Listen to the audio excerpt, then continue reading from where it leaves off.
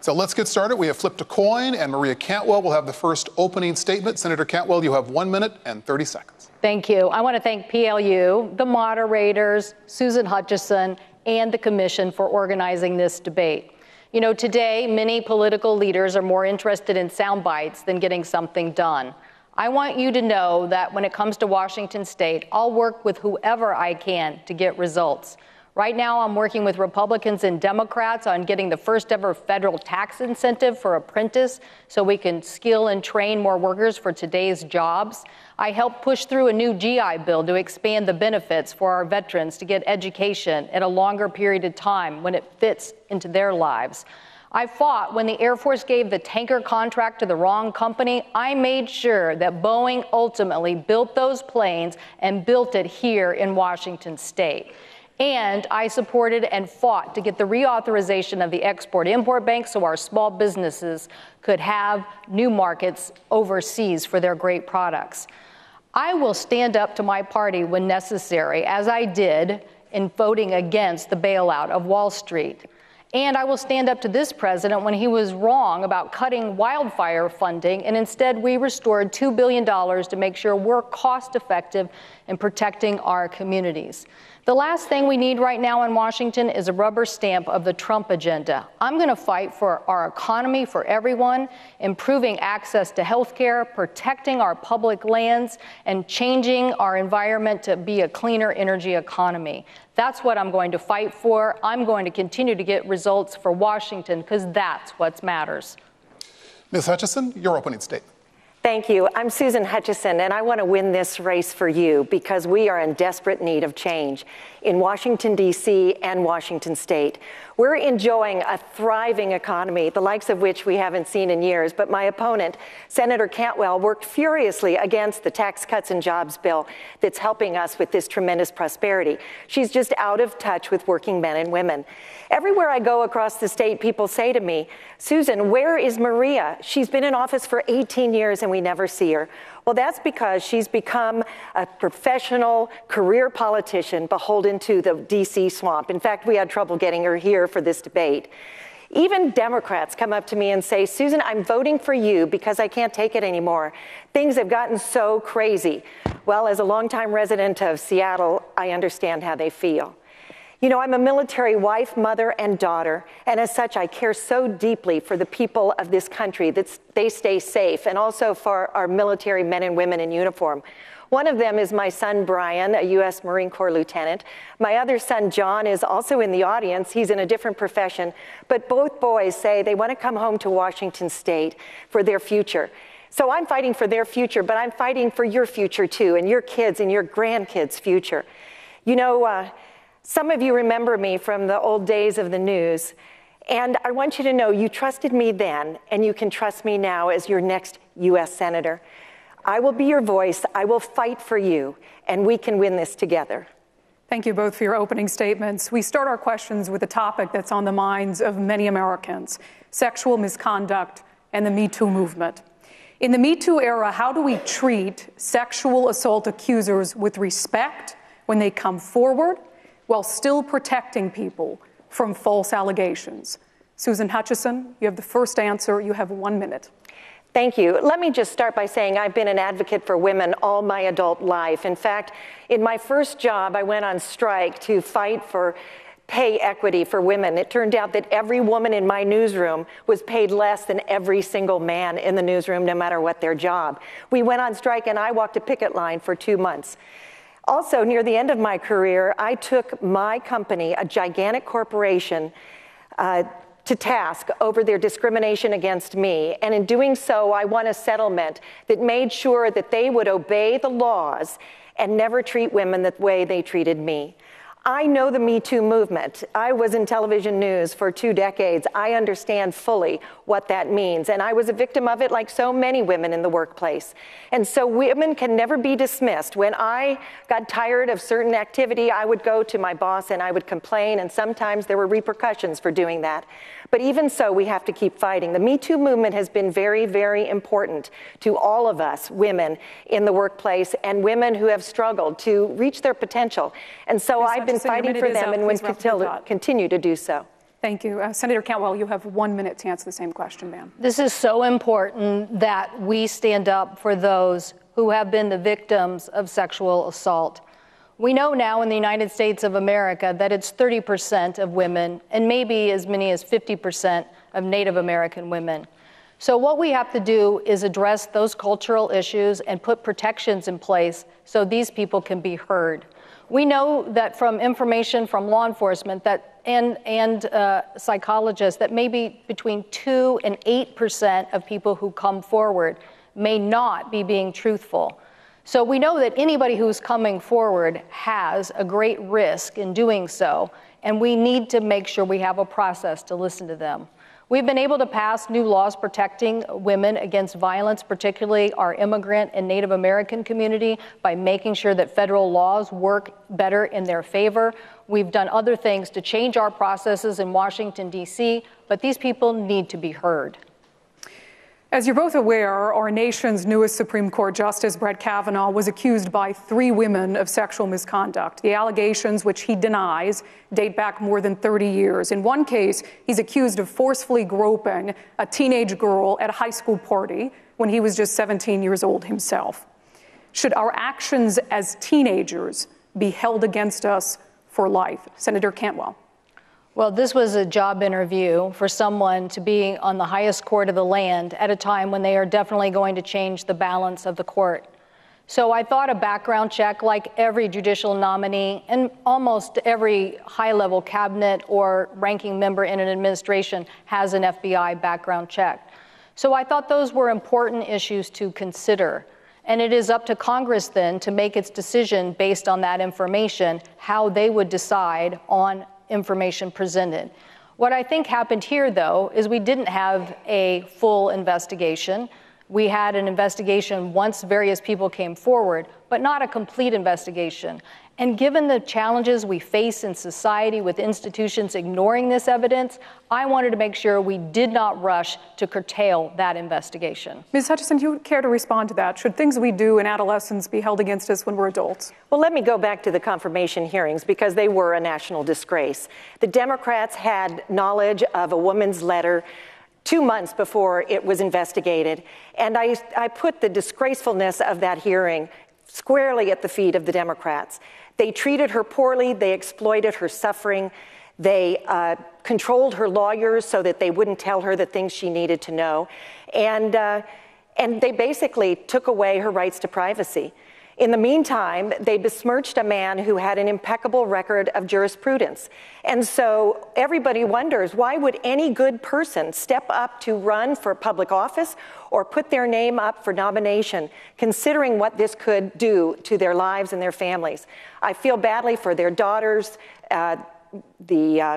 Judge Kavanaugh's wife, and for all the people who suffered during this whole period. But I blame squarely the Democrats who used this game for their own political ends. I would like to get to an issue that hits closer to home. Washington State currently has a we have 1 minute left. Washington State currently has a backlog of more than 6,000 untested rape kits.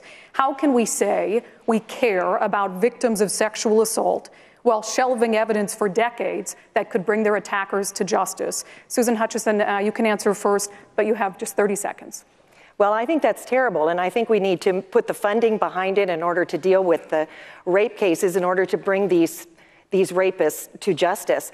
One of my closest friends, one of my most beloved friends, was raped at night point in a hotel room when she came into her hotel room and the rapist was hiding behind the curtain. He got away, and they never found him, and she experienced that rape over and over again in her life as she tried to cope with it.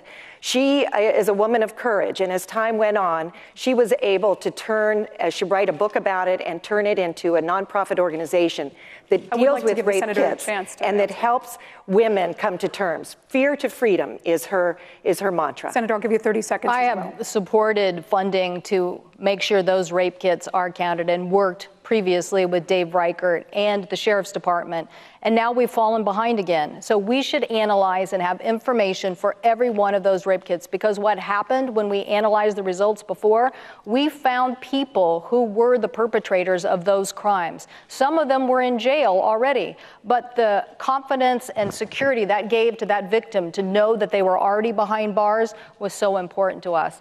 But I just want to make sure that I'm clear about one thing. I believe Dr. Ford, and I believe that this is very important for us to continue to believe people who have corroborating evidence on these kinds of cases. Thank you both. We'll switch to the economy, and Senator Cantwell, a question goes to you first. The Trump tax cuts for families will expire after 10 years. Should they be made permanent? If so, how do you pay for them without adding to the $2 trillion those cuts have already tacked onto the deficits? And maybe you're willing to repeal a portion of the tax cuts that benefit the richest Americans. Be specific. Take 1 minute. I didn't support the tax bill because I didn't want to raise taxes on middle-class families in Washington. Hundreds of thousands of Washingtonians actually had their taxes raised as they got rid of our deductions that I fought so hard to restore before. These are things that Washingtonians count on because they have, obviously, expenses now that they've seen. We live in an expensive area for housing, for education. These are important tools. So to me, what's important now is that we don't have a president who is trying to deny federal workers, 60,000 federal workers in our state, their COLA because we gave that money away in the tax break instead. That's what he's doing right now, saying that 60,000 federal workers in Washington don't deserve their COLA.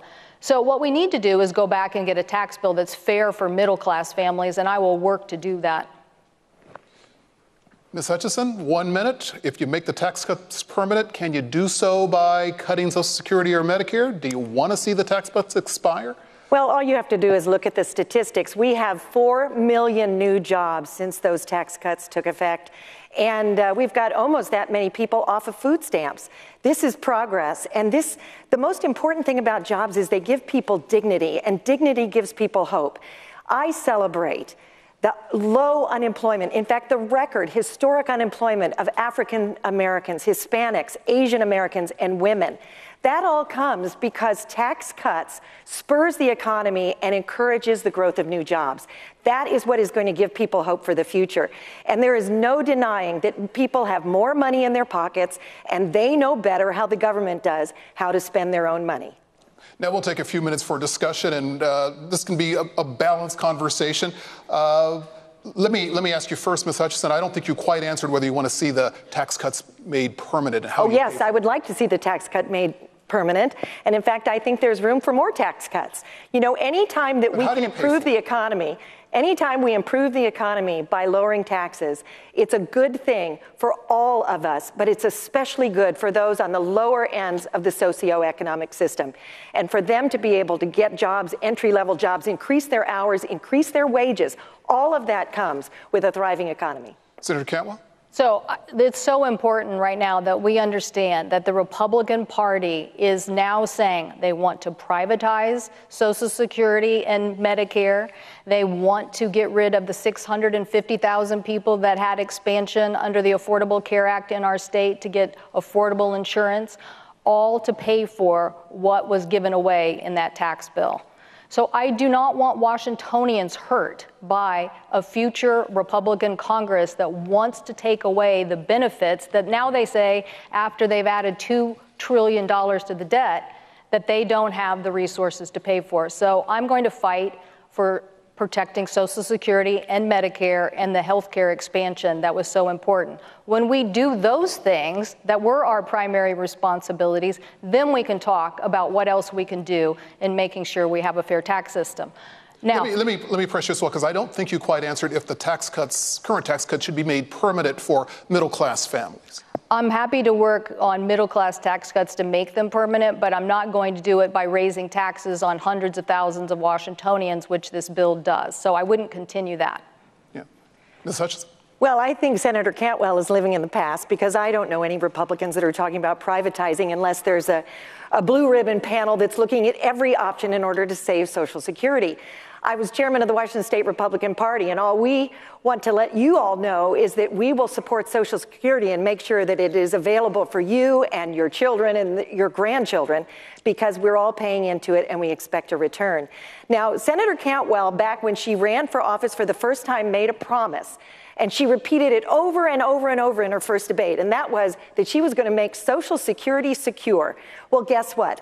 Social Security is about to run out in about 15 years. Okay, Senator Cantwell is not going to be able to fix it now. So that will fall to me to fix the problem. But I guarantee you we will. All right. Please, a quick answer. They are on their way to trying to cut these benefits. And I give the example of our federal employees because they are already first on the chopping block. So it's so important that we do not give a corporate tax break away to the largest corporations. In fact, companies here in our state whose employees are paying more personal taxes just to give that corporation a tax break and then turn around and put Social Security at risk. I have fought both Democrat and Republican administrations on this issue of a cost of living increase. It's called change CPI. They always have a gimmick to lower your COLA for Social Security. I will never let them do that. We need to wrap this up. Thank you. Moving on to health care now. And Ms. Hutchison, if you can respond first, and you will have 1 minute to do so. The question is, nobody plans on getting cancer or getting hit by a car or having a baby diagnosed with a birth defect. Even after the Affordable Care Act and even with the current administration's proposal for skinny health care coverage plans, access and affordability remain a big struggle for many people. What is the solution for a health care system that can financially cripple someone for getting sick? Well, when we look at our health care policy, the two things that are most important is that we have access, that everyone is covered at a reasonable cost. The problem with Obamacare is it really was made and put together. Remember, it was so complex that nobody knew what it said until they had passed it. And so we're stuck with the consequences, which raised the cost of health care tremendously. And of course, it was put together by the big three: big pharma, big hospital systems, and big insurance companies. The only way to lower the cost of medical care is the free market system. And everybody knows that. I grew up in a military family. For 26 years of my life, I had socialized medicine. That's what they mean, the Democrats mean, when they say Medicare for all or universal coverage or whatever. I've lived through it, and I'll tell you what it's like. It's like the VA. You wait in line for days, weeks, months for your help, and you don't have your own doctor. Well, I was happy at age 26 to go on to a private plan, my husband's medical plan in his company. And on that plan, I got to choose my doctor, and I got to make choices. My medical decisions were made between me and my doctor, not me and a bureaucrat. Thank you. Senator Cantwell. Freudian slip. It's so important to make sure that we have access to affordable health care. And that is what the Affordable Care Act did. So your question about people who were literally going bankrupt because of it. We've reduced, I think, in half the number of people who've had medical-related bankruptcies. And we have cut drastically the number of people who don't have insurance now that we have the Affordable Care Act. So I mentioned the 650,000 people in our state that have been covered under the expansion, including our veterans, who I have heard from all over our state how happy they are that they have had this basic coverage through that expansion in addition to what they've been doing. Access to health care is a universal issue, and it's a basic right. And the Affordable Care Act has provisions in it that are offering affordable insurance, not junk insurance, but affordable insurance for $35 a month. And that is what I want us to pursue here in Washington. I'd like to continue our discussion with healthcare. Even in today's stronger economy, a recent survey by Career Builder showed that 8 in 10 Americans live paycheck to paycheck. And the reality is that for most people, care boils down to cost. Do you believe fundamental care should only be given if you can afford it? Ms. Hutchison. Well, actually, we've got about 6 delivery systems currently in use in America today. One, of course, is the private health care insurance that comes with your job. Of course, we've got Medicare and Medicaid.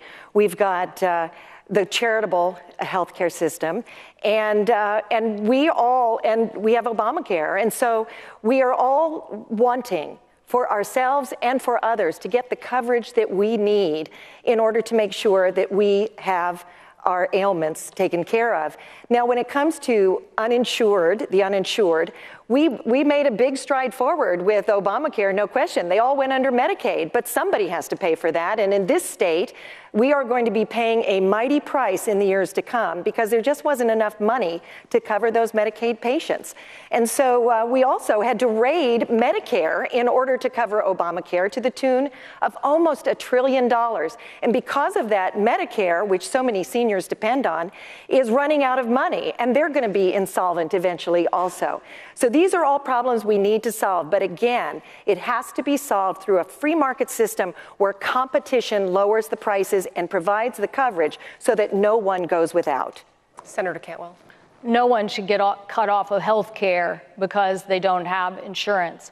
But when you don't provide solutions for the marketplace, basically what happens is that uncompensated care runs up the cost for all of us and makes all of our insurance more expensive. The bottom line is the Republican Party is bankrupt on good ideas for affordable health care. Their notion of junk insurance is just about a race to the bottom, having cheap insurance that doesn't cover you, and you end up in the hospital finding out that your costs are not covered. I do have a market solution, and it was based on our basic health plan here in Washington State. I started working on that when somebody came to visit me to protest the Affordable Care Act, but told me, I'm a Tea Party person. I love the basic health plan. So I started working, and now that is the law of the land, and we too can pursue it. In New York and Minnesota, they're doing it, and people are buying and negotiating on drug prices for $35 a month. And that is what would be a true market solution. It bundles up individuals so that they can have the clout that you have when you're a large employer and working an employee.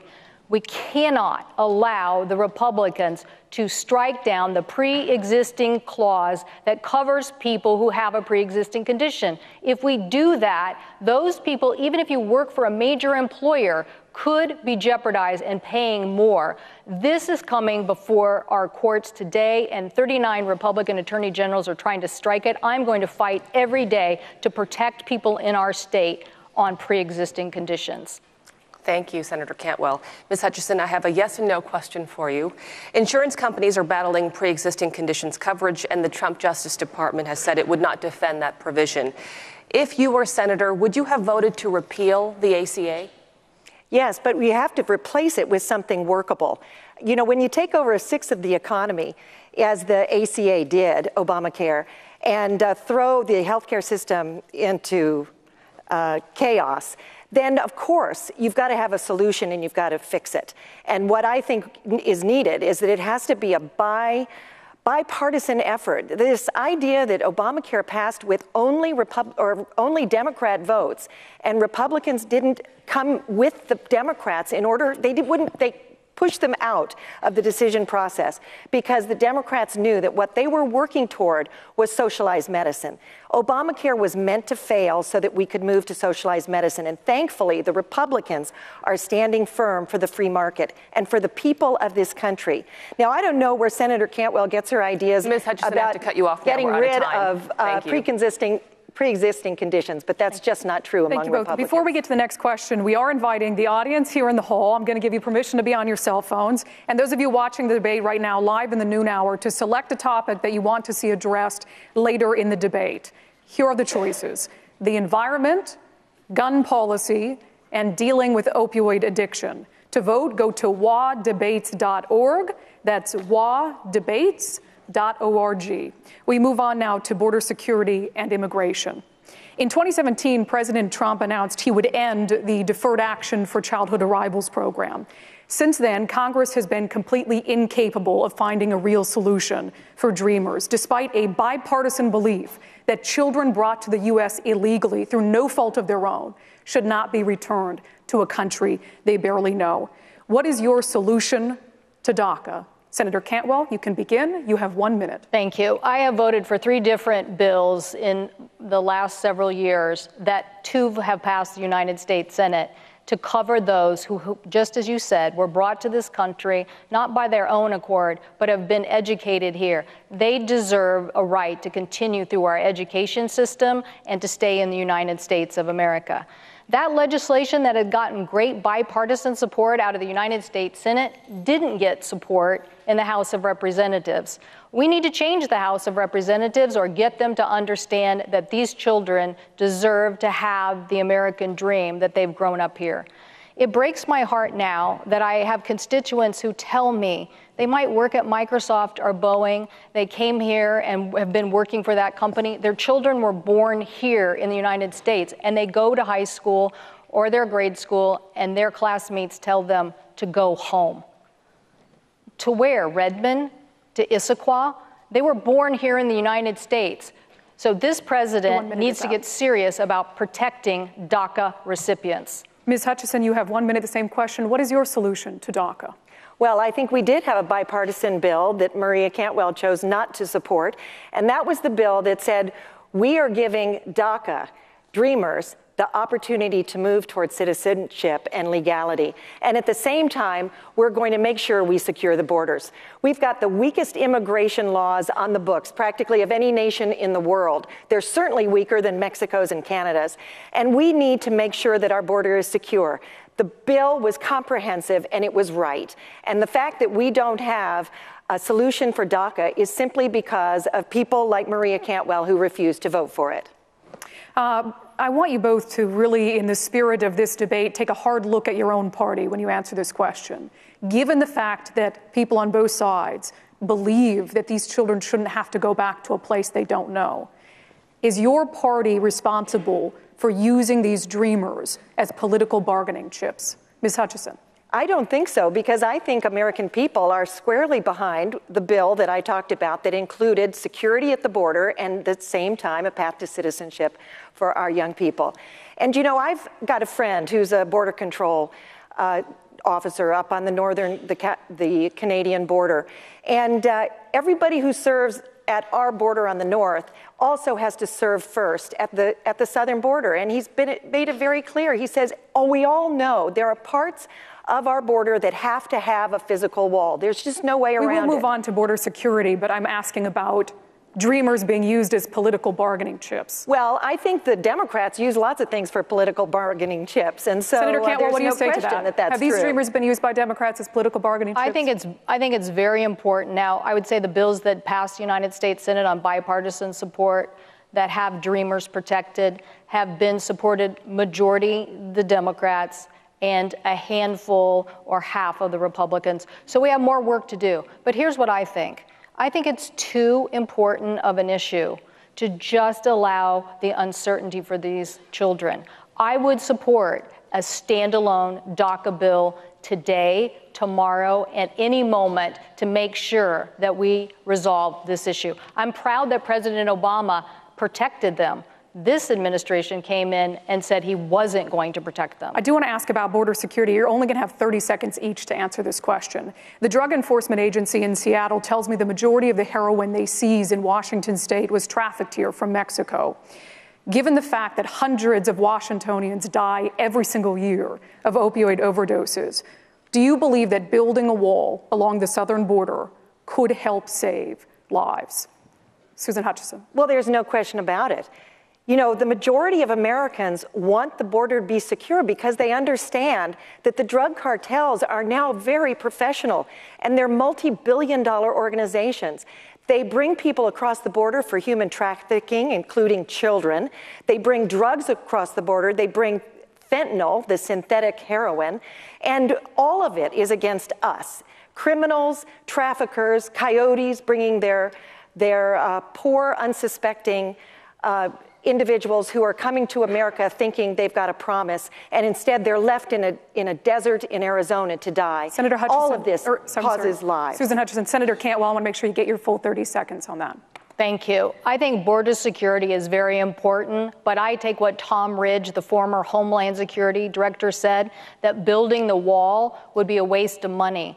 that more agents, better technology, and the laws we just passed last week on a bipartisan basis that I helped get passed is basically making sure that we police our mail system, our U.S. mail system, so their drugs aren't getting in there. It gave more money to our sheriffs, which they all came to me and said they needed, like Sheriff Pastor here in Pierce County. So we got them the funding to fight, because in the past they cut down on 26 different drug rings in our state because we gave them HIDTA dollars. So use our money wisely, but saying you're going to build a physical infrastructure across 360,000 area of the Mexican border, as Tom Ridge said, not cost effective. Thank you both. I want to go on the record to say that I have declared that we have to have a wall physical, and if it's better to have electronic or law enforcement, but we have to secure the border. All right, we need to move on to the next topic, also very important, national security. The question goes to you first, Ms. Hutchison. Take 1 minute. We are next to Joint Base Lewis McChord, where soldiers have been training to drive their military vehicles in Korea. Naval ships based in Everett and Bremerton take part in training exercises also off Korea. President Trump just said he loves the North Korean leader. So do you trust President Trump to negotiate an effective agreement to get North Korea to give up its nuclear weapons? You know, I can't explain a lot of things about the art of the deal. I haven't read the book, but I've been watching President Trump, and all I know is you have to judge him by the results. We've got North and South Korea talking with one another for the first time in 70 years. I call that progress. And when it comes to training and being sure that we're ready for any threat, my husband was a Marine Corps reservist for years. He spent summers, 2 weeks of every summer, training and in exercises in South Korea. We know that they are a threat. There's no question. There are no rose-colored glasses when it comes to Kim Jong-un. But I want to point out that our president has made America strong, and it's important for us to look at the results of his negotiating tactics and encourage for all of Americans to get behind our defenses, and especially our wonderful Secretary of Defense, Jim Mattis. Senator Cantwell, take 1 minute. Do you trust President Trump on North Korea? Well, I think it's very important to have dialogue and talks between South Korea, North Korea, and the United States, and make sure that North Korea does not continue its production of a nuclear weapon that could reach the United States or other areas. You do that best by gaining support of a multinational approach to also hold North Korea accountable with sanctions that are enforced. That is to put pressure on Russia and China and other people. But when you go and throw down on NATO and other countries in Europe, it's hard to go back and build that support. My father served in World War II, and his brother was a glider pilot and was captured and was in a POW camp. So I grew up in a family where we stood up for our other nations that were partners of ours. By building those partnerships, that is the best way we are going to hold North Korea accountable and stop their economic power by having their product exported through Russia and China. As we open up our discussion, let me throw out another important national security issue that affects us here locally. And we'll begin with Senator Cantwell. JBLM lost another soldier in Afghanistan 7 weeks ago. Yesterday was the 17th anniversary of military action there, but the Taliban is still active in nearly half the country. Is it time to bring the troops home? It's very important that we have a political solution in Afghanistan where the United States, the Taliban, and the Afghan government sit down and reach a ceasefire and a political solution for that government to move forward. That's what Jim Mattis and others are trying to do right now. And I have a former staffer who has just been deployed there and is coming home next week. So I will get an even more updated version from him. But right now, what's stymieing us is that continued fighting between the Taliban and the existing government. And what's really important is that we stop the Russians or the Iranians from being proxy involved in Afghanistan and get Pakistan to help stabilize that region. So to summarize, you believe the troops should stay? I think the troops that we have there now are trying to protect the foothold that we have in stabilizing that region. And when Secretary Mattis says that they should come home, those limited troops, what he's trying to do now is get this discussion between all parties to happen, and that's what I support. Ms. Hutchison, what do you think of that? 17 years, U.S. troops in Afghanistan, and still half the country, the Taliban, is active. Is it time to bring the troops home? Well, you know, it was an endless war, and my opponent, Maria Cantwell, voted over and over again to pay for endless wars in Afghanistan and Iraq. And as a matter of fact, it's the longest war we've ever fought. You know, I know a lot of people who went to Afghanistan, many of them my relatives, and Iraq. And we all know somebody who has been wounded or killed in that conflict. And I just want to remind everybody that my background in the military world, both as a daughter, wife, and mom, I will not cast votes without being absolutely sure that when we go to war, we have an exit strategy and we know why we're there. I think it is so. Before we run out of time, you brought up one thing. You talked about Senator Cantwell's votes. When you are in the Senate, will you vote against money for the troops in Afghanistan? You know, I have been incredibly impressed with how quickly the president and our Defense Department has moved in the Middle East to bring an end to ISIS. ISIS used to be every day in the news, and now we don't even talk about it. We used to talk about casualties every day in that war, and we hardly ever mention it because they're so seldom. And so what I want to say is that I trust the president and General Mattis, our Secretary of Defense, and I trust most of all our armed forces and our well-trained military that knows how to fight and is ready to be called up when they're needed, as long as it's the right war. We'll move on to trade and tariffs now. And Senator Cantwell, you'll have 1 minute to respond first. The question is, our state is the third largest exporter of food and agriculture products, with the majority destined for Asia. Recent trade wars this summer cost local farmers millions of dollars. How do you protect the interests of Washington farmers and manufacturers who are caught in the crosshairs of an international trade war? Well, I want everyone to know that I'm going to continue to fight for the 90,000 Washingtonians that are involved in agriculture. We want to open up markets, not close them. The president has got to stop using tariffs as a first line of action and use it as a last line in trade disputes. The fact that our cherry growers now have $84 million in losses because cherries didn't get through to China is something we're working hard now to resolve. And while the Ag Secretary says and the president says they want to help, there is no clear solution for how they will be protected. And now we're approaching apple season, and we're going to see the same thing. Because of the tariffs the president has now put on, it is hard for us to gain access in Asia, in India, in Mexico, and in other places because of these huge tariffs. And not only are the tariffs a problem, the fact that these countries can just stop shipment. And so we have now gotten into a trade war that is costing us and an ag economy a lot of money. Thank you. Ms. Hutchison, you have 1 minute. Thank you. I think it's interesting that Senator Cantwell, who spends so little time in this state, likes to talk for the farmers. I have received the Farm Bureau's endorsement, in fact, before the primary, and they've said we're 200% behind you, Susan. And that's because they know that I'll be fighting for them. I've talked to the cherry farmers, and you know what they say? They say they're concerned about the uneven playing field that was in place long before President Trump was elected. And they are so pleased that he's fighting for them to make the free trade fair.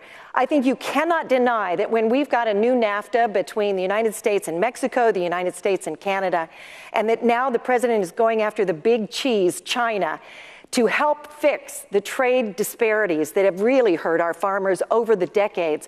The farmers are willing to experience a little short-term pain for long-term gain. Now, when we had the cherry problem, of course, agile markets were able to find new markets for the cherries. They got to Vietnam, for example. The world loves our exports. We export wheat, we export apples, cherries, hay. It's amazing all the exports that we have and we grow in our state. It is a marvel, and I am so proud to have their endorsement. Ms. Hutchison, thank you. Recently, the Justice Department revealed that China was responsible for stealing billions in intellectual property. At a time when foreign governments are hacking their way into both our private and public sectors, how do you better protect our virtual borders with regard to intellectual property? Senator Cantwell? Well, first of all, I have led in the United States Senate in trying to get stronger cybersecurity capabilities. they're not only just hacking and stealing our intellectual property, they are a threat to our national security. When they hack into our national labs or hack into our electricity grid, like the Russians helping to decimate things in Ukraine, it becomes the new type of warfare. So we need stronger cybersecurity network infrastructure and to realize who is doing this work and work hard on an international basis to call them out.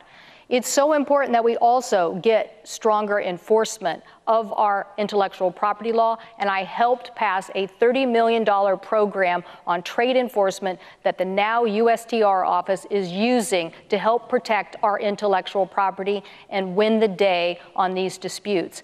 That's what we need to do, and we need to keep being forceful about the fact there's a growing economy outside the United States, and we want our products, software, agriculture, to reach those markets and have fair trade.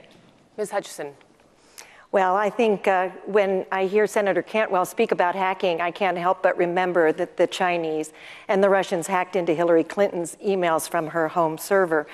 You know, it is a deep concern, and it matters a lot to our tech companies, but it also matters to our manufacturing companies.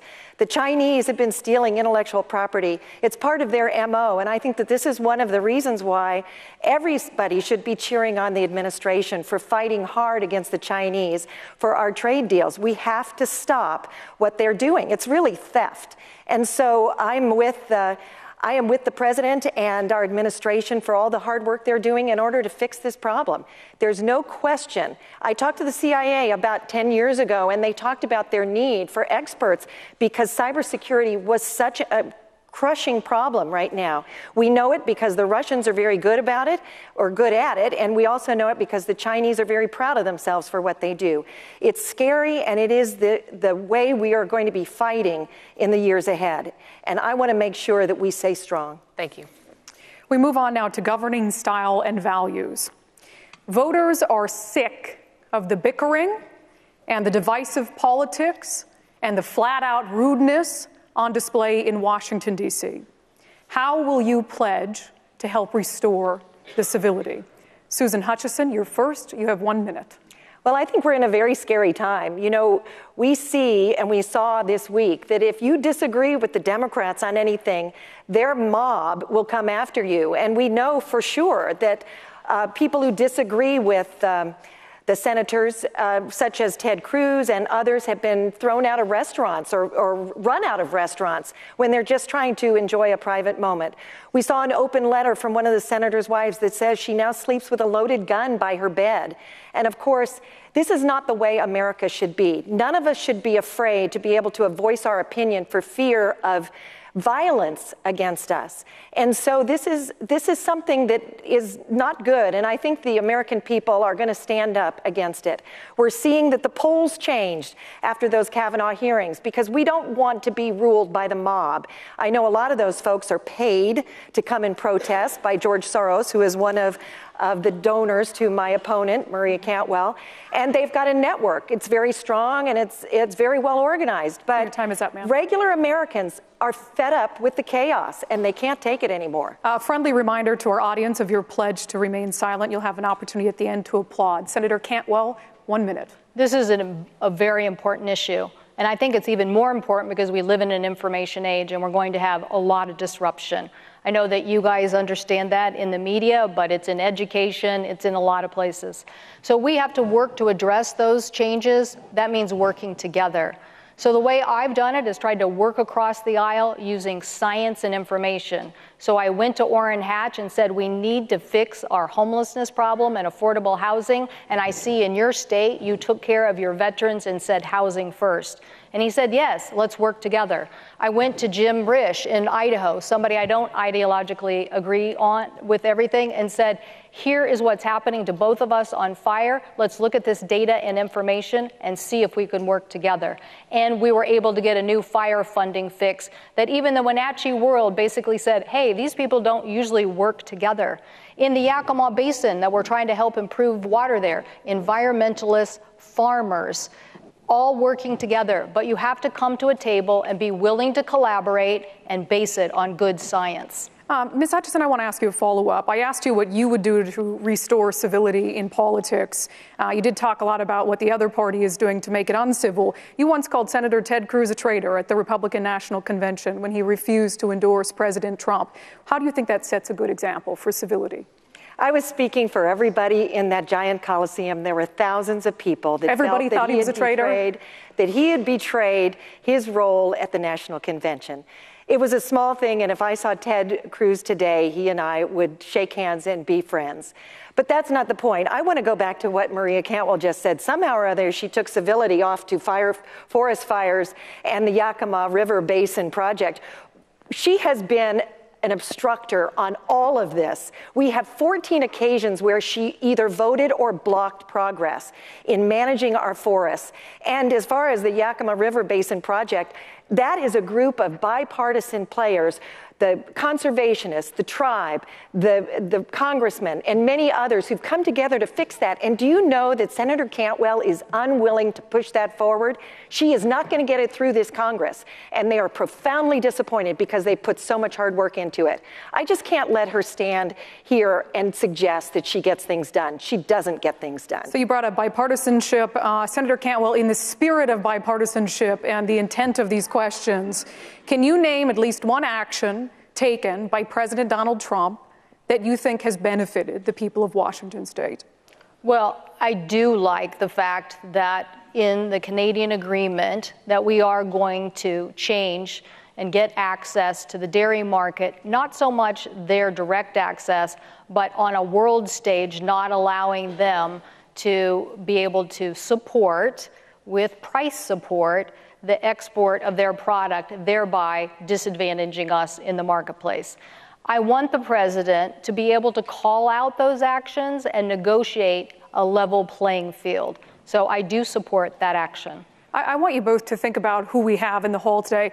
Can I break a rule? If you're under the age of 25, can you shout? We have many young voters in the hall today. What would you say to those of them who are out there who feel put off by the divisive politics on display in D.C.? Ms. Hutchison, you can start. Well, you know, we all know social media. And at the heart and soul of an awful lot of the conversations that hurt people, they start in social media. And I think it's a challenge for all of our young people to think first before they post. It's hard to be on the receiving end, and it sort of sets up a verbal warfare that isn't good for our society. And I also think that as time goes on, as more and more people understand that we as Americans have got to close ranks and work together, which is something that I have done in my career in many different workplaces where people were at odds with each other.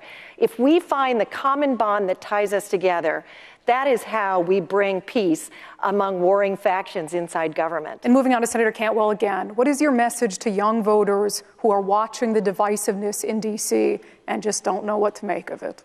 That we do need to work together, that they live in an age that is going to be dominated by information, and they know that.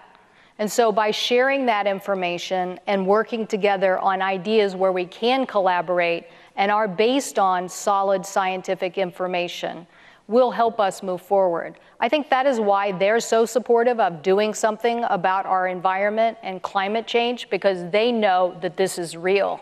It is why they also support strong net neutrality laws that this administration is trying to roll back, because they know the future is about everyone having access to that information.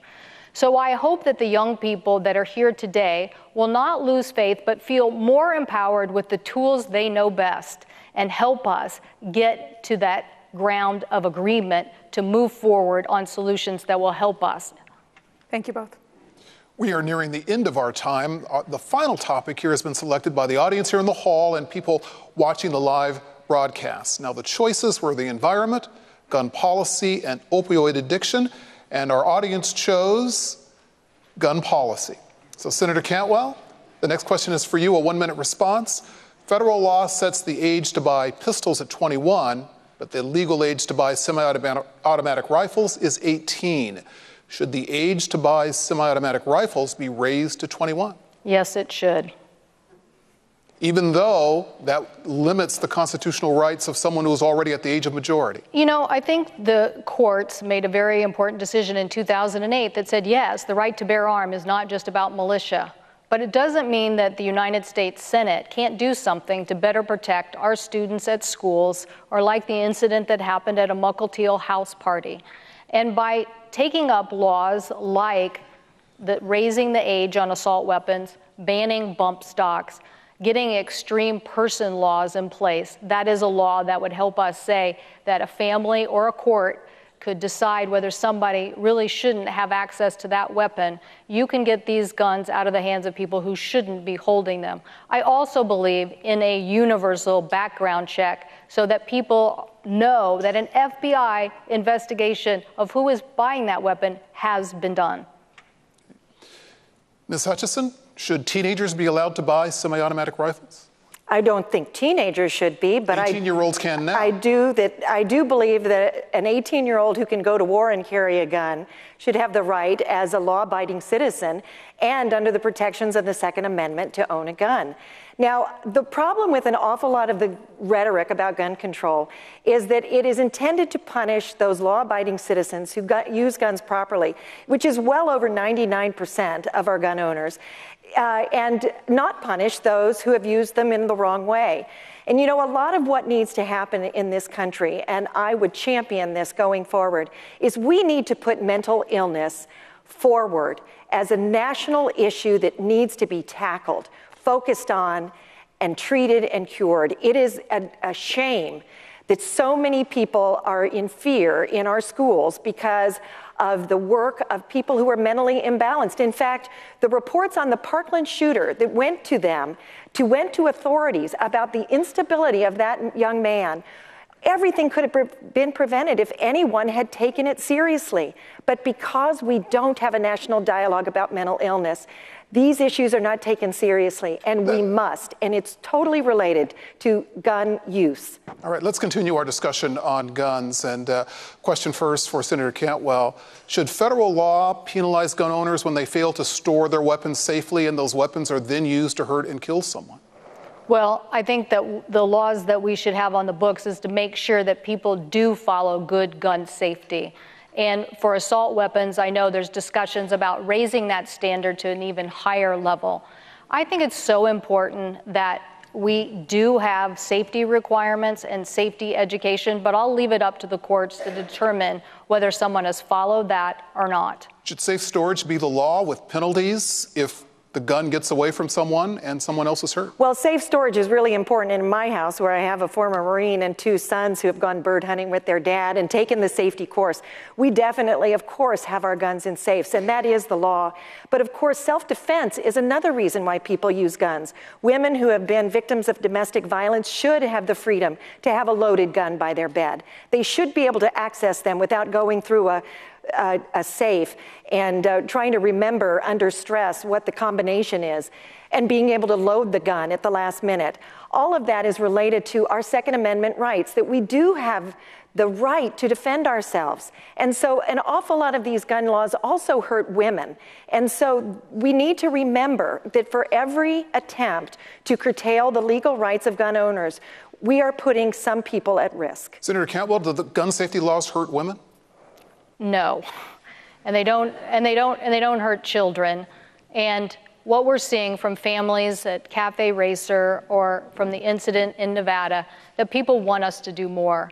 If you think of the Parkland families, or you think of the kids in the families in Connecticut, people want us to do more. And that is why this law that we were able to pass here on extreme persons has actually shown great results. It's only in 3 states, but I'm going to work to get it passed federally. Because when you can go to a court and say that I believe this person is a danger either to themselves or others, just think of that information in the case in Connecticut or in Florida that may have stopped that individual from possessing that weapon. We need to make sure that we have better laws on the books. Not all, but many of the horrific mass shootings have been done with assault-style semi-automatic weapons. Quick reply here, should they be banned? Well, there are a lot of definitions of assault weapons. A hammer could be an assault weapon if used improperly. But when we're talking about guns, we're talking about semi-automatic, and that is the ability to shoot more than one round without reloading.